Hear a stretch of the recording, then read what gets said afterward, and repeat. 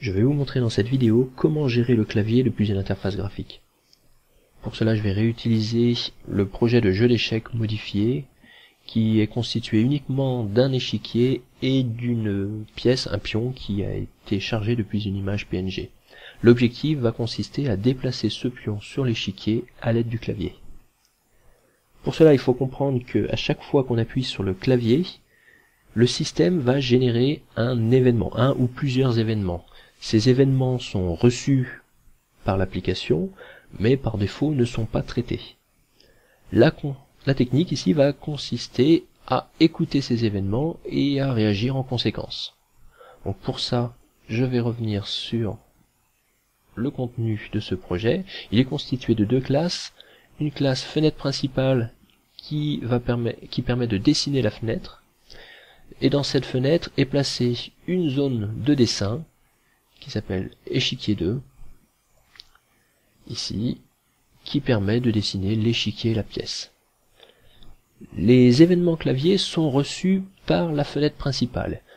Il va falloir indiquer dans le programme que ces événements ont besoin d'être utilisés par la zone de dessin échiquier. Pour cela, il va falloir ajouter un écouteur de touche clavier à l'aide de l'instruction add key listener.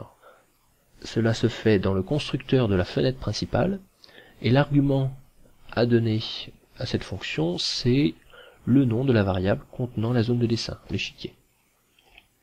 Il y a une erreur, mais nous allons la résoudre un peu plus tard.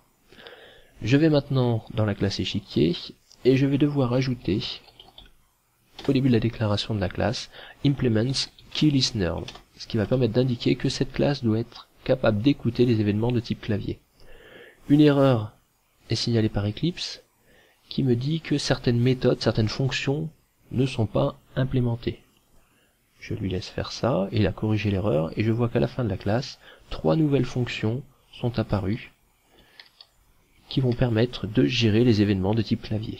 La première fonction permet de traiter le cas où on a tapé sur une touche. La deuxième de permettre de gérer le moment où on appuie sur la touche, et la troisième, le moment où on relâche la touche. Je vais donc traiter ici la fonction intermédiaire, qui est le moment où on presse sur la touche. On peut voir par ailleurs qu'il n'y a plus d'erreur dans la fenêtre principale, maintenant que j'ai fait les bonnes modifications dans l'échiquier. Ces fonctions vont donc être appelées automatiquement dès qu'il y a une erreur, dès qu'il y a un événement clavier qui va se déclencher, qui va être déclenché par le système et transmis à l'application. Dans la fonction keepRest, il me reste à savoir si cet événement correspond à la touche qui m'intéresse. Et pour ça, donc je vais utiliser une instruction if, récupérer le code qui correspond à cet événement et vérifier s'il est égal à l'événement qui m'intéresse. Pour moi, je vais traiter ici l'appui sur la touche droite, la flèche droite du clavier. Et ce code a un code prédéfini dans Java qui s'appelle keyEvent.vkWrite. Et donc uniquement dans ce cas-là, je vais déplacer le pion sur la droite. Et pour ça, étant donné que le pion est repéré par deux variables qui s'appellent col et ligne, qui représentent son index de colonne et son index de ligne, je vais donc incrémenter la variable colonne. Si je fais ça, il ne se passera rien à l'écran, il faut que je demande aussi à la zone de dessin de se redessiner à l'aide de l'instruction repaint. Je vais réexécuter le programme. Le contenu de l'interface est là.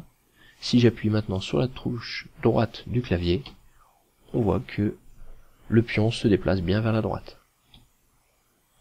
Ainsi de suite. Je pourrais faire la même chose pour la touche gauche du clavier, en faisant la colonne égale la colonne -1 et gérer aussi les lignes de la même manière. Le code mis ici est vraiment très simple, il ne gère pas le cas où je sortirai de l'échiquier. Il est clair que dans ce cas, il faut prévoir d'autres conditions avant de réaliser l'incrément de cette variable.